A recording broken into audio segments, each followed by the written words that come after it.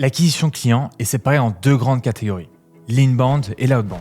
Quand un business se développe, il doit aller chercher ses clients. Le sujet, c'est que tous les deals ne se valent pas, que tous les clients ne se valent pas, et qu'en réalité, pour votre business, c'est pas aussi simple d'aller taper tous les types de clients. Effectivement, entre la taille de la structure, le type d'interlocuteur, le secteur ou encore le département que vous visez, la méthode d'acquisition peut diverger. Et dans les théories sales, on dénomine souvent 4 grandes catégories de prospects. Tout d'abord, les small accounts, TPE, PME, boîtes entre 0 et 10 personnes. Puis, les middle accounts. On parle des boîtes beaucoup plus structurées, de plusieurs dizaines ou plusieurs centaines de personnes, jusqu'à l'ETI. Enfin, on va parler des large accounts, les grands comptes. Pour finir, sur les corporates. Si vous êtes un business du B2B, avec une machine d'acquisition qui fonctionne plus ou moins bien, vous savez qu'en réalité, c'est difficile d'aller chercher des grands comptes. Parce que contrairement à des plus petits comptes, les temps de réponse sont plus longs, il est plus dur de les approcher, c'est beaucoup plus difficile de rentrer dans les sociétés, l'interlocuteur est parfois beaucoup plus difficile à identifier, et enfin, les temps de négo sur le temps moyen que vous allez prendre pour le deal peuvent être beaucoup plus longs. Souvent, moi, ce que je vois dans les business B2B, c'est des armées de SDR, de sales, qui vont en fait passer leur temps à prospecter pour trouver les bonnes personnes, identifier le bon interlocuteur et pour enfin réussir à rentrer dans le compte client. Mais chez Linker, vous le savez, on est une agence de communication et je suis convaincu qu'en fait, il est possible d'aller réchauffer les prospects en B2B, notamment les grands comptes et les grosses directions, grâce à la communication. Vous n'arrivez pas à closer du grand compte, vous aimeriez avoir des deals avec un plus haut panier moyen, vous ne savez pas par où commencer pour réussir à augmenter le niveau d'interlocuteur auquel vous parlez, alors vous êtes au bon endroit, cette vidéo est faite pour vous. Aujourd'hui, on va pas parler d'outbound, mais bien d'inbound, de communication. Car c'est l'inbound et les sales sont l'arme qui vous permet d'aller chasser vos proies. La communication, le contenu et l'inbound marketing sont votre stratégie et vos chaussures pour partir à la chasse. Alors pour vous, je suis allé mener mon enquête et je suis allé interviewer 5 professionnels de la communication, de direction de grands groupes. Le but, c'est de comprendre leurs habitudes de consommation du digital pour savoir comment les approcher au mieux. Dans cette vidéo, je vais essayer de vous partager quelques tips, les clés et les erreurs à éviter. Bienvenue dans cette vidéo pour enfin apprendre à faire de la communication qui serve votre acquisition auprès des grands comptes. Si vous ne me connaissez pas, je m'appelle Mathieu, je suis le CEO d'une agence de communication B2B et corporate qui s'appelle Linker.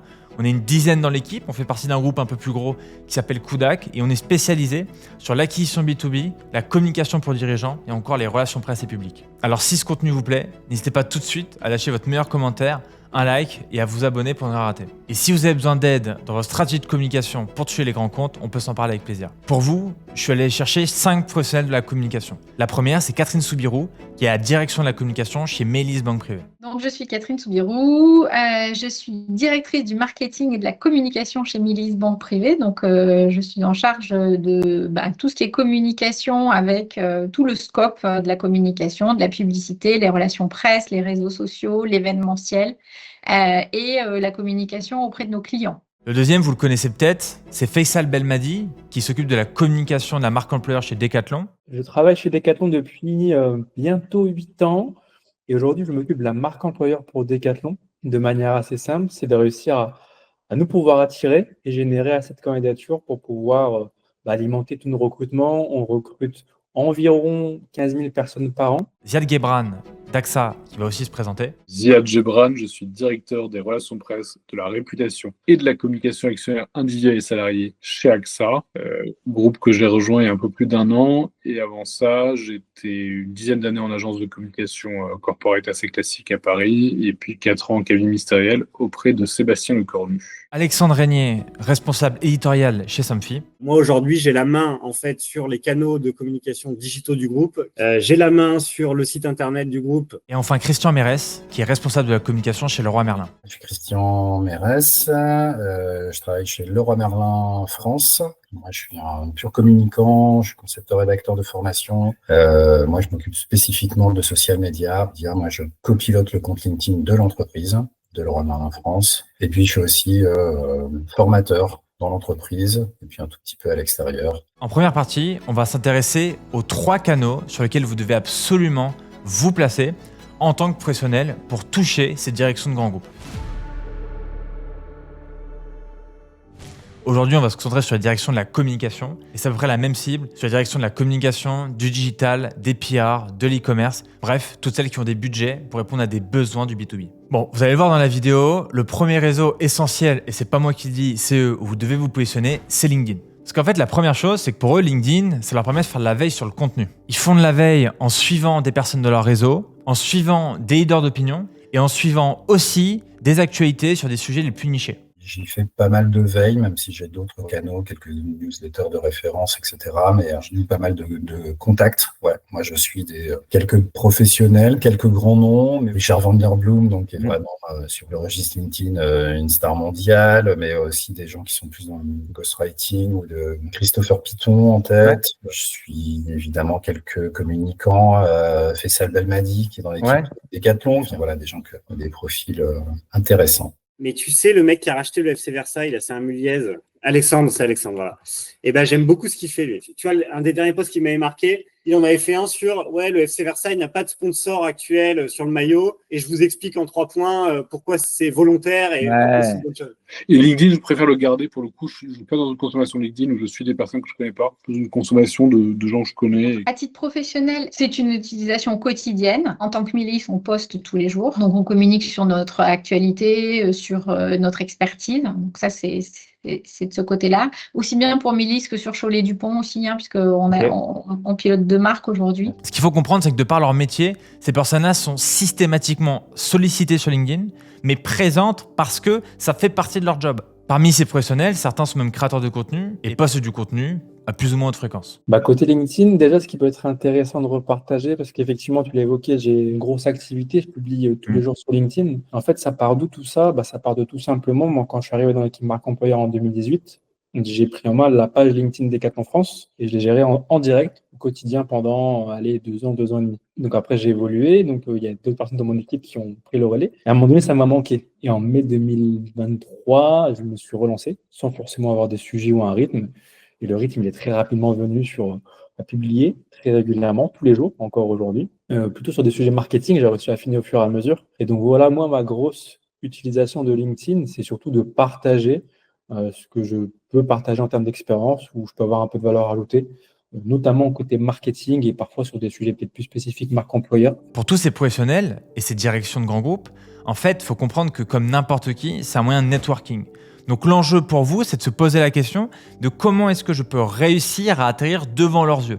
Comment je peux tomber dans le fil d'actualité, sachant que ce n'est pas toujours des personnes qui vont suivre des leaders d'opinion que vous et moi pourriez suivre sur la plateforme. Mais même si beaucoup s'en servent pour du networking, d'autres s'en servent aussi pour suivre des personnes inspirantes ou moins qui vont partager leur expertise sur des sujets de niche et notamment sur les sujets de la communication. Mais c'est pareil pour l'e-commerce, le digital, les relations presse, etc., etc., etc. C'est un moyen de veille et il y a quelques personnalités à suivre qui font un peu l'appuyer le bottin. Vous l'avez compris, LinkedIn, c'est un indispensable sur lequel vous devez absolument vous positionner. Le deuxième canal, qui est très très important pour les directions de grands groupes, c'est la presse.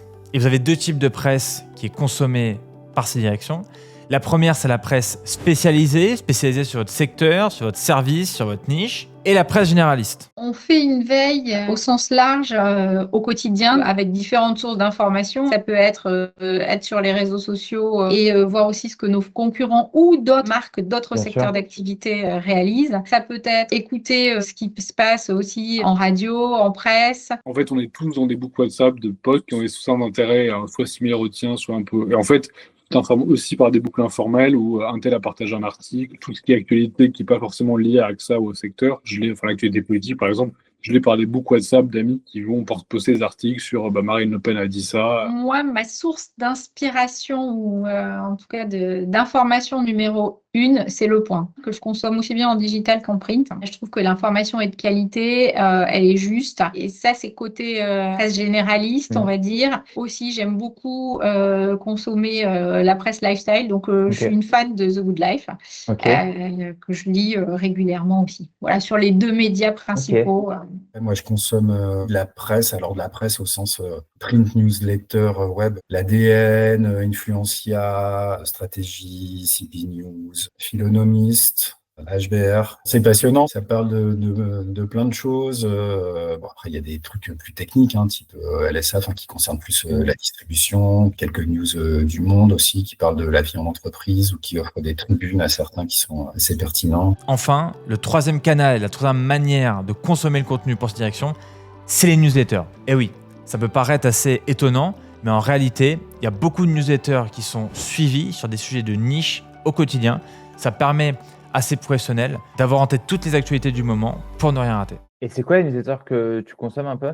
C'est des trucs IA, com, médias. Tu vois, en fonction des titres, des fois, des objets de mail, ouais, je me dis, ah tiens, vas-y, je vais cliquer, je vais regarder. C'est une autre forme de doom scrolling dévié sur mon Gmail, quoi, tu vois. Oui, alors effectivement, moi je suis abonné. Alors peut-être il y a Time to Sign Off qui le fait depuis un moment. Ça arrive le soir. Ça, je la lis, tu vois, depuis longtemps, depuis que je suis abonné, donc depuis une dizaine d'années, je la lis quasiment quotidiennement. Il y a quelqu'un qui a lancé la matinale des matinales récemment, qui est fait par Arago. Il te résume toutes les matinales du matin. Avant de faire du contenu dans votre stratégie de communication, c'est super important de savoir sur quel canal.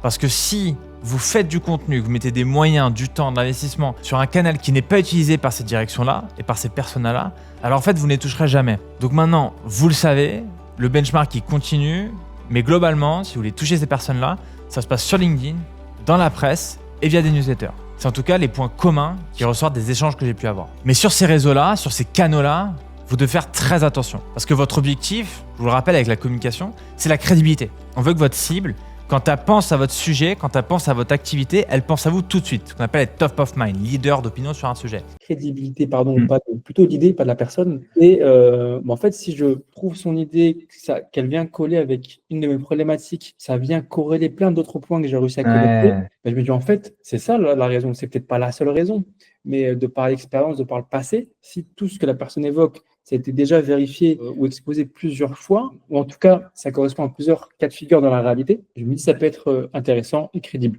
Ce n'est pas forcément l'unique raison. Il y a bien sûr.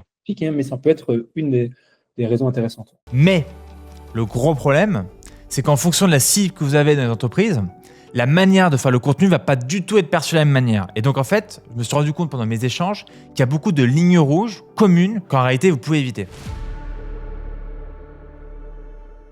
Vous l'avez compris, pour toucher les directions de grands groupes, il y a 3 réseaux importants, mais ne comptez pas sur TikTok, Instagram, YouTube ou même les podcasts pour réussir à toucher avec de la performance ces directions-là. Évidemment, il y a des contre-exemples, mais dans la globalité, c'est pas là-dessus que vous devez axer vos efforts si vous avez une stratégie d'acquisition auprès des grands comptes. Quand j'ai échangé avec ces professionnels, je me suis rendu compte de 2 lignes rouges strictes. La première, c'est que vous devez absolument éviter dans votre contenu, dans vos médias, tous les sujets de politique, de religion ou de prise de position qui n'auraient pas lieu d'être pour un professionnel. Des opinions politiques divergentes, je pense que ça pourrait me faire enlever de la crédibilité à la personne. C'est déjà arrivé, ou de se dire, voilà pourquoi cette personne, elle prend position sur tel et tel sujet, elle sort de ce qu'on attend d'elle. Moi, en fait, je m'en fiche de savoir ce qu'elle pense à titre perso. Je l'écoute et je trouve ça instructif quand elle reste dans sa zone de compétence. Et il ne faut pas tout mélanger.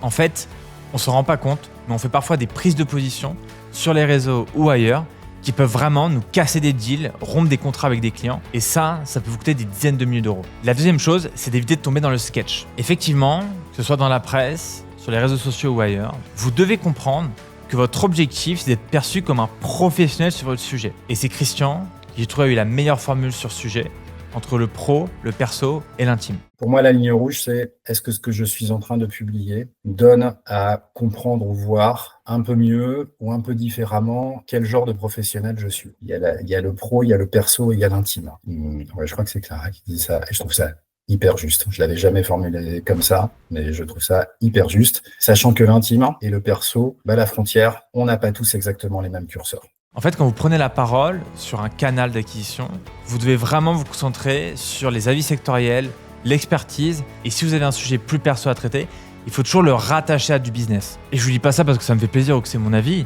je vous partage ça parce que c'est la meilleure manière de perdre en crédibilité auprès de ces grands comptes si vous faites que parler de sujets personnels. En fait, c'est une question de fréquence et de dosage. La réalité, c'est qu'il n'y a aucun problème pour parler de sport, de choses en parallèle de votre activité et de vos clients. Ça permet d'humaniser le contenu, d'avoir de la visibilité. C'est la partie top of the funnel, la plus généraliste de votre contenu qui est importante. Mais attention à la fréquence. Si vous ne faites plus que ça, par exemple sur LinkedIn, vous pouvez perdre en crédibilité auprès des interlocuteurs qui ne vous suivront plus pour les posts que vous allez faire sur les sujets les plus nichés. Et vous connaissez l'expression, il faut seulement 10 minutes pour détruire une réputation basée en 10 ans. Je vois d'ailleurs beaucoup d'entrepreneurs qui se lancent, notamment d'agences de B2B sur LinkedIn qui font entre 0 et 1 million d'euros de chiffre d'affaires, faire cette erreur. Mais à culpa, c'est quelque chose qu'on a fait aussi. Et même si les conséquences à court terme ne sont pas énormes parce qu'en fait ça vous rapporte du business sur les plus petits comptes grâce à la visibilité, pour ces grands comptes, pour ces dirigeants, Pour l'image que vous incarnez, c'est un vrai problème. D'ailleurs, je parlais notamment du besoin d'avoir une image premium avec Catherine et je vous encourage à cultiver cette différence. À chaque fois qu'une opportunité se présente ou que l'équipe propose un projet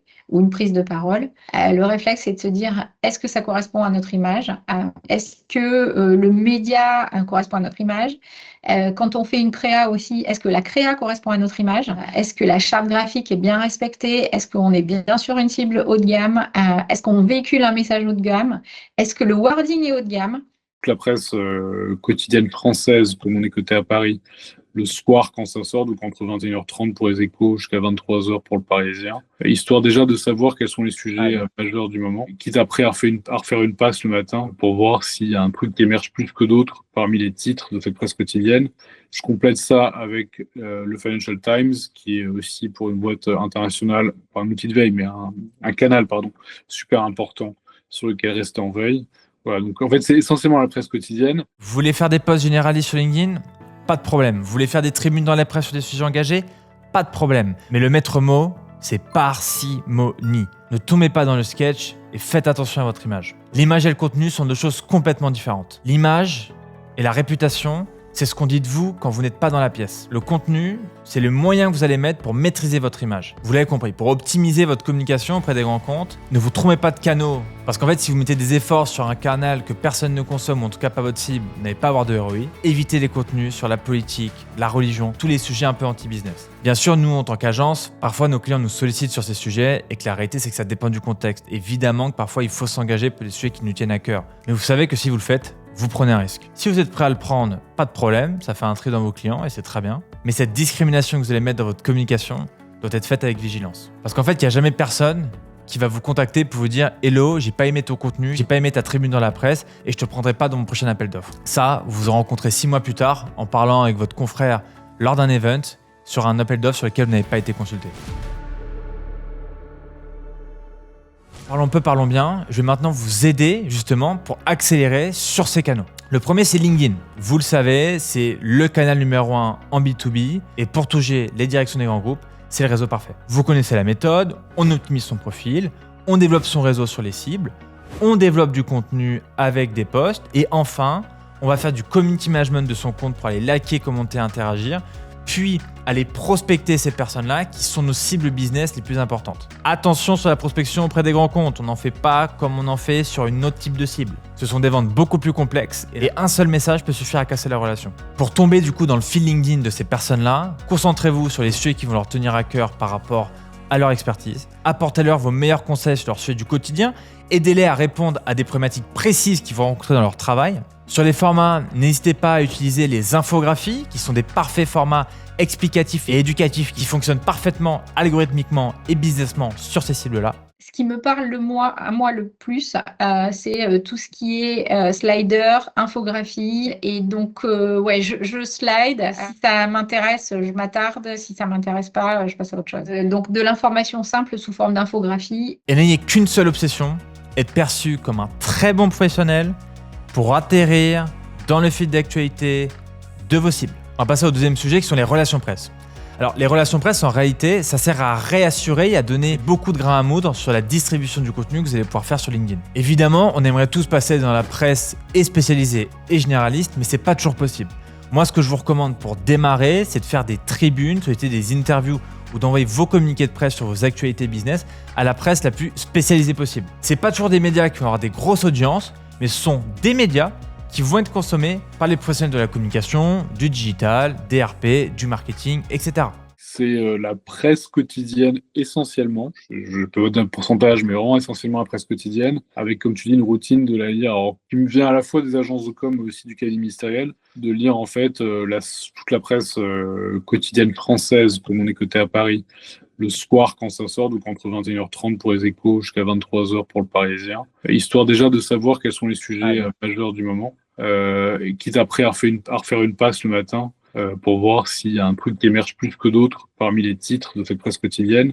Je complète ça avec le Financial Times, qui est aussi pour une boîte internationale pas un outil de veille, mais un canal super important sur lequel rester en veille. Voilà, donc en fait, c'est essentiellement la presse quotidienne. Et même si vous n'arrivez pas tout de suite dans les plus grands médias nationaux, ça vous permet d'être présent dans les médias que consomment vos cibles business. Et c'est toujours le même sujet. Comment se rendre visible auprès de ces cibles-là? Si on fait un petit focus sur les tribunes, essayez toujours sur votre tribune d'apporter un avis d'expertise sur un sujet d'actualité. Choisissez bien votre média et le journaliste qui va pouvoir regarder les derniers articles partagés, les sujets sur lesquels le journaliste prend la parole, essayez de créer un peu de relation et essayez de vous poser la question: comment est-ce que je peux apporter de la valeur à ce média? Et c'est comme ça que vous avez plus de chances d'avoir une tribune qui peut être prise dans le média que consomment vos cibles business. Faites votre trou dans la presse spécialisée et la presse généraliste viendra en même temps que la croissance de votre business et que vos actualités commencent à prendre de la place dans votre secteur. Bien sûr, le plus on est gros, le plus on est connu et plus c'est simple ensuite d'avoir des retombées presse et médiatiques. Mais c'est pas parce qu'on est un business pas forcément connu ni dans les tendances sectorielles du moment qu'on peut pas avoir de retombées. Enfin, sur les newsletters, moi ce que je vous recommande, c'est vraiment d'avoir un contenu très éducatif et très niché sur votre sujet. Les professionnels n'ont pas le temps de passer 15 minutes à lire votre newsletter. Faites synthétique, moins de 5 minutes, actualité, sujet d'opinion, use case et le tour est joué. Un très bon moyen de tomber aussi devant les yeux de ces directions de grands groupes, c'est d'arriver dans les boucles informelles et donc de faire de la curation de contenu. Dans votre contenu, que ce soit sur LinkedIn ou ailleurs, n'hésitez donc pas non plus à proposer du contenu sur de la veille sectorielle. C'est l'un des meilleurs moyens de tomber devant ces cibles-là. Et voici 2 exemples de newsletters qui fonctionnent très très bien sur des sujets très nichés. Par contre, je suis abonné au newsletter. Le HBR? Ouais. Ouais, j'adore HBR. Ah, vraiment, c'est passionnant, ça parle de plein de choses.